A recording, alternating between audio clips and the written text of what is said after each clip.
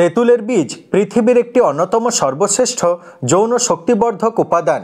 তেঁতুলের বীজে বর্তমান শক্তিশালী অ্যান্টিঅক্সিডেন্ট, ফাইটোকেমিক্যাল এবং গুরুত্বপূর্ণ অ্যামিনো অ্যাসিড পুরুষদের যাবতীয় শারীরিক ও যৌন দুর্বলতা দূর করতে দামি দামি ক্যাপসুল এবং ট্যাবলেটের থেকেও অনেক বেশি ভালো কাজ করে।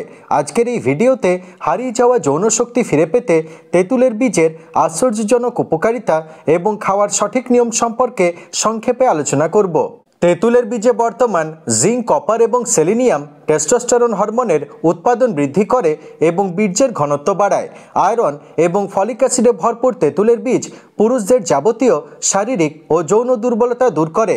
তেঁতুলের বীজে বর্তমান ওমেগা 3 ফ্যাটি অ্যাসিড এবং ভিটামিন বি কমপ্লেক্স নার্ভের সমস্যা থেকে মুক্তি দেয় এবং পুরুষাঙ্গে রক্তপ্রবাহ বৃদ্ধি করে, যার ফলে শীঘ্র পতন এবং ধ্বজভঙ্গের সমস্যা দূর হয়। 250 গ্রাম তেঁতুলের বীজ 2 দিন জলে ভিজিয়ে রাখার পর খোসা ছাড়িয়ে নিয়ে ভেতরের সাদা অংশ রোদে দিয়ে ভালোভাবে শুকিয়ে নেবেন এবং মিক্সি অথবা হামানদিস্তায় কুটে পাউডার করে নেবেন।